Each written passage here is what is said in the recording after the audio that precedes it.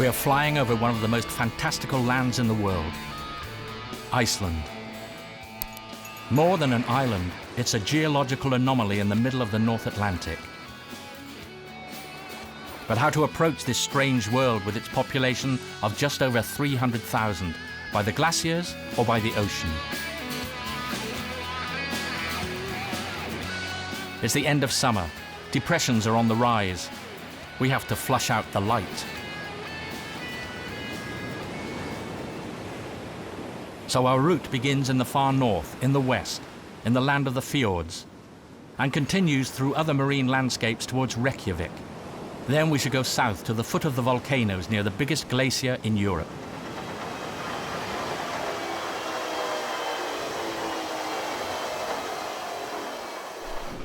Snorri is our pilot.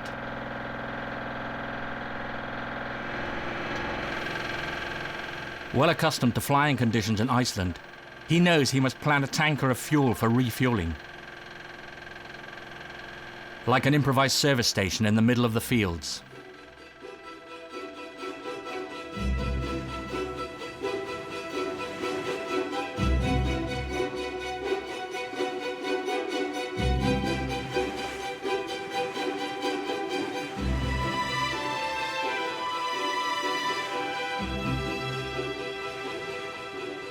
The clear spells in the west are confirmed.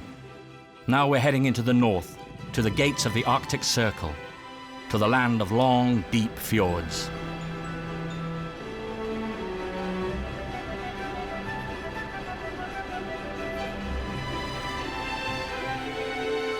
A scant few residents live here and there, from one fjord to another, one island to another.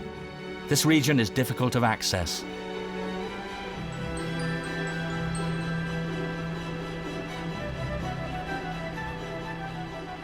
A few farmers, lots of fishermen, some whale hunters for a few weeks of the year. It's at the entrance to his fjord, when he returns from fishing, that Conrad has agreed to meet us. "You can't miss us," he told us. "I've got a yellow boat with a harpoon at the front." The first minke whale we caught here was in 1939, and we've never stopped since. It was only from 1979 that we started to exploit the whale for ourselves, and it was very promising. We started around here, not far from here. I did it with my father and our employees, and it was later that the Parliament decided to bankrupt our business.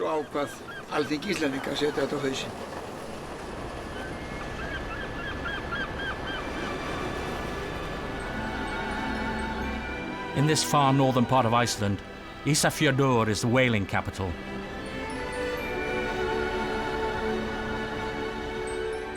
A highly regulated hunt, once again authorized after having been banned.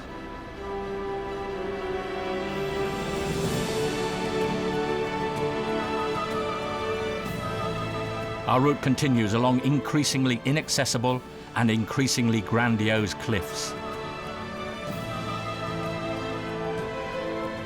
In this abrupt no man's land, some tiny cabins grab our attention. Yeah, for the fishermen. Because if they get into trouble here and they wash ashore, they have a shelter there. This is all over Iceland, on the coast. It started 100 years ago. We started making these shelters.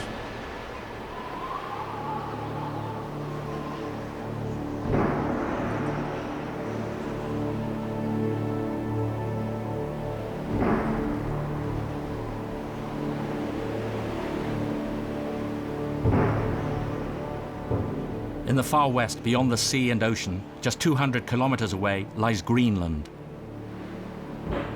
However, in any case, whatever the means of transport, everything here is far away. Merely going from one fjord to another is an adventure. Of course, there is communication between the ports and the hamlets. But in winter, if it's not the road made impracticable by snow, it's the sea in fury. And then in spring, with the first rays of sunshine, there are other risks to the villages exposed to the south.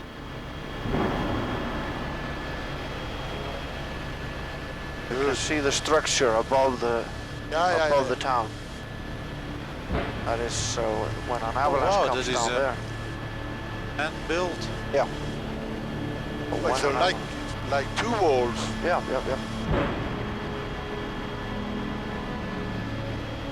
If the avalanche comes down, it goes on either side of the town.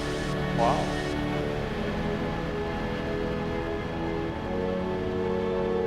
Several meters high, this anti-avalanche system now allows the residents of the village of Flateyri to greet the early sun with quieter minds.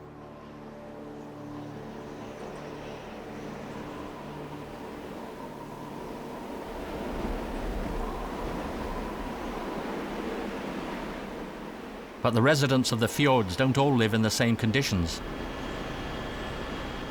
There are those who have learnt to be wary of the light, and others who live in the shadow.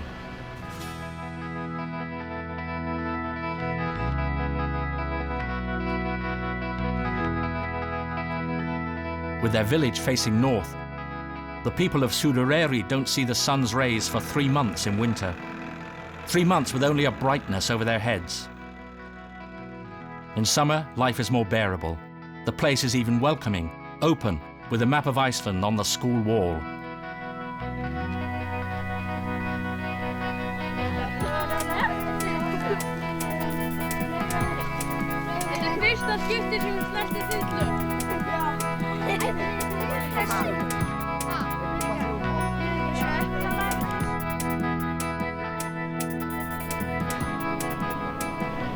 For a long time, the residents of Suðuroy lived as if on an island, far from everywhere, until a tunnel linked them to the rest of the world.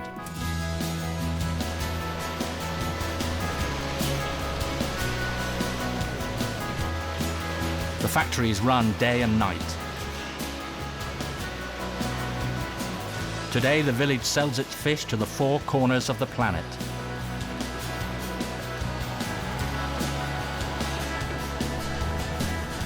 Day and night, hands and arms place the bait on the thousands of hooks, one by one. Hooking bits of fish in order to catch other fish. A crazy sort of job. We have workers from Poland a lot. We have workers from Thailand. And then there's a few people from Slovenia and the Philippines. And Icelanders too. Those people work mostly in the factory. So it's a pretty busy place still.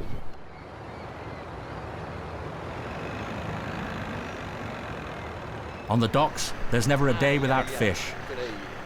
Or without seals. Yes. This one was caught in the nets along with a sinister-looking monkfish. Maybe. Half a ton of monkfish. That's more than 5,000 euros in a few hours. There's a happy fisherman. The biggest we have ever got. After the seal, there's a shark, apparently caught by accident. 178 centimeters.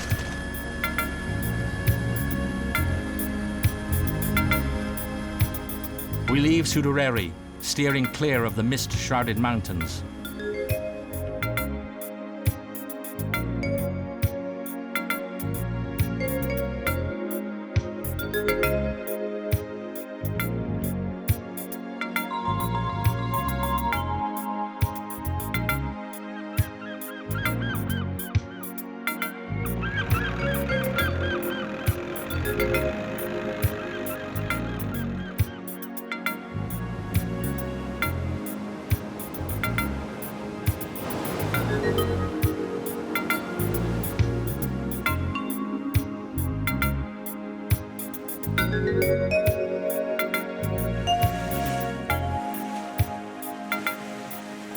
On our way, we pass even more fishermen.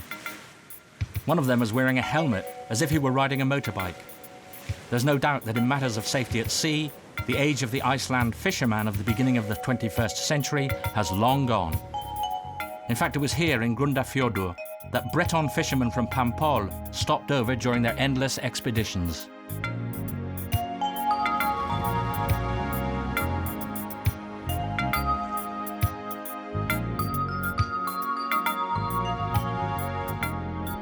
There's something very ancient and very modern about this country.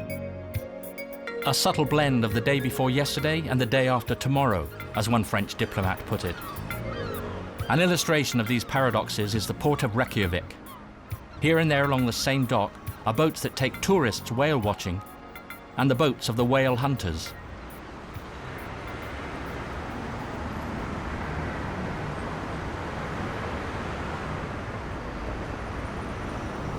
Still in the port, a new building tells the story of the permanent divide in this country.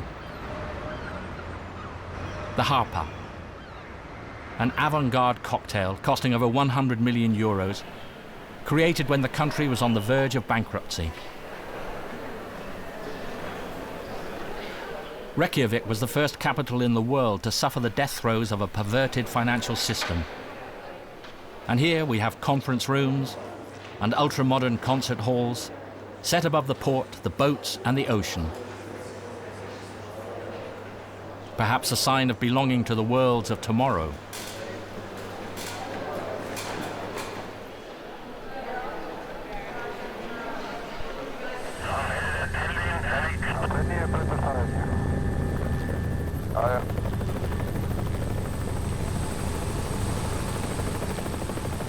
It's 9 o'clock. Night is falling faster and faster over Reykjavik. We're in the month of September, the month when the coastguards resume their exercises.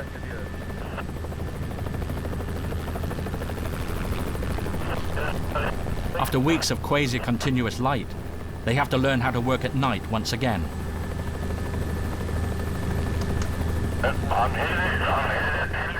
In this isolated region of the world, the Icelandic coastguards carry a heavy responsibility to operate on the high seas, difficult, high-risk missions. They had a sick person on board that had to be transported to a hospital, and it was very bad weather. The ship was traveling on ballast, empty, and it was very bad. But the mission was a success, and luckily.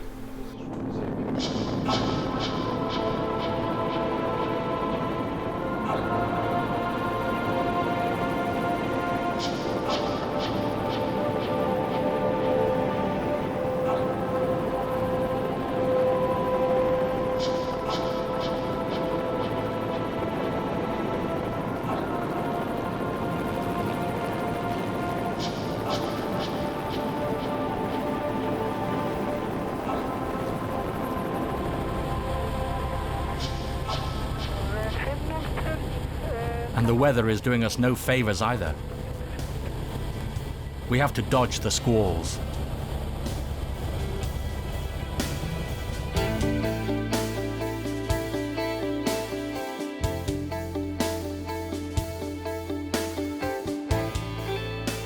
Whatever the weather or the season, the center of Iceland provides an intriguing landscape. The Landmannalaugar, a land for long hikes, and with colors so strange you could believe they were artificial.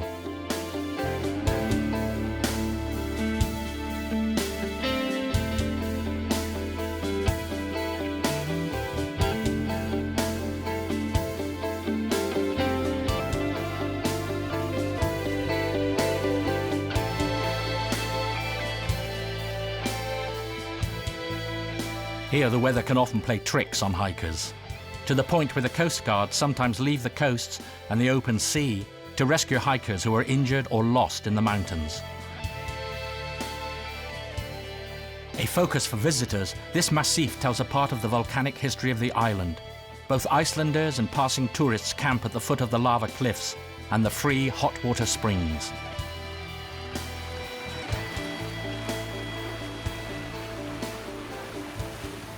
It's a delight to bathe there after passing through the open-air locker room.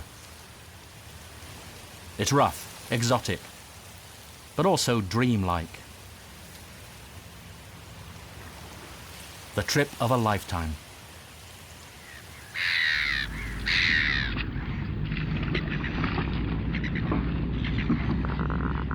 For lovers of excitement, there's the Jökulsárlón, where the glacier releases its ice to melt into the ocean.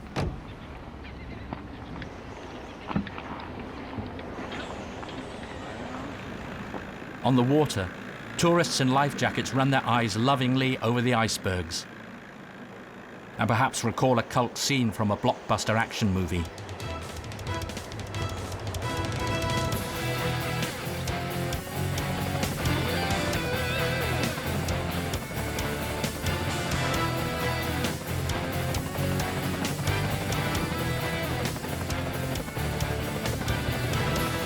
Today, aboard the big black helicopter, it's not James Bond in Live and Let Die.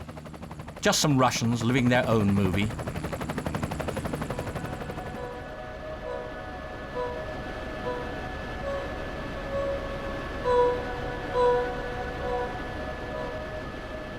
Apart from the wealthy tourists, the volcanoes and their continuous whims keep the helicopter pilots of Iceland busy full time. This is the Laki, stretching from here and all the way more or less up to the glacier. Well, this is the one that caused the French Revolution, they say. Because the crops failed and the people got angry and hungry. So the volcanoes in Iceland are not all bad.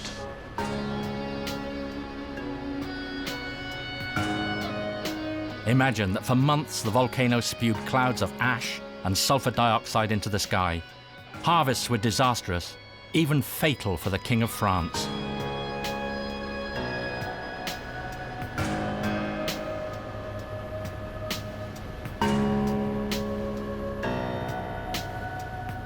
Three centuries after the eruption, the lava flow is now covered with gremia, this quasi-fluorescent moss, quasi-unreal. So the most southern craters, I think I'm heading for the most southern one here. Looks like it, and should stretch.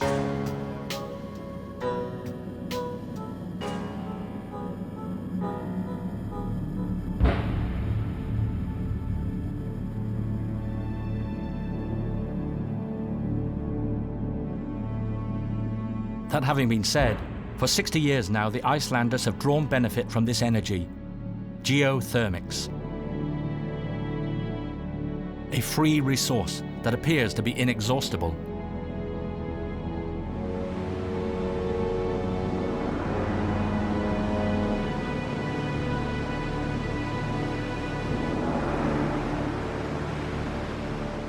There's no need to go to the bowels of the earth to harness the natural hot water.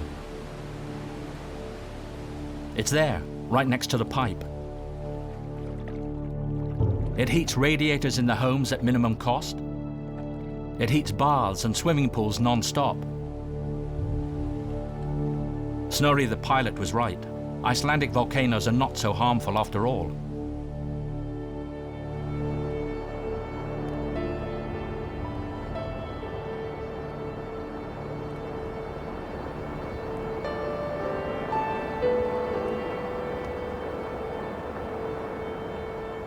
So what is there to threaten Iceland today if there's no longer much to fear from erupting volcanoes?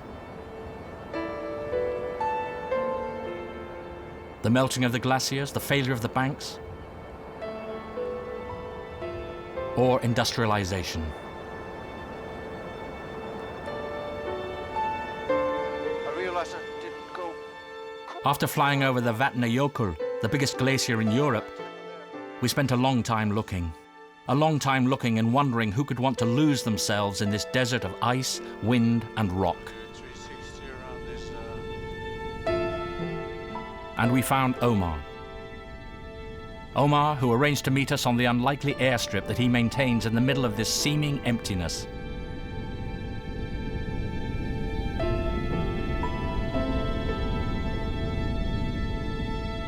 An amateur pilot, Omar is a former journalist turned activist out of love for his island. So I'm just trying to let the people know, let my people know, and let the world know what is at stake. For years, Omar has been flying over this part of Iceland, which is virtually inaccessible other than from the air. From the cockpit of his plane, he observes, he discovers. Despite the severe turbulence, he wanted to show us a construction, a dam, which according to him marks the beginning of the end. Just 15 15 kilometers flight from here, just over the hill. There is this dam, which is a greatest dam of its kind in Europe. And it was a great controversy in the years from 2001 to 2007 when it was flooded. We have already made a great destruction here. We didn't know about what they were flooding until it was done.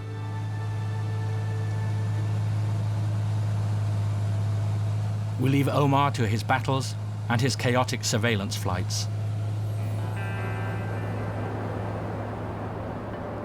Just a few more weeks and it will be difficult to fly. It will soon be winter, with virtually constant darkness, snow and wind. Fires and the magma brooding under the ice and the frost. A last look at the glaciers, even more hypnotic as they melt and no longer reach the sea.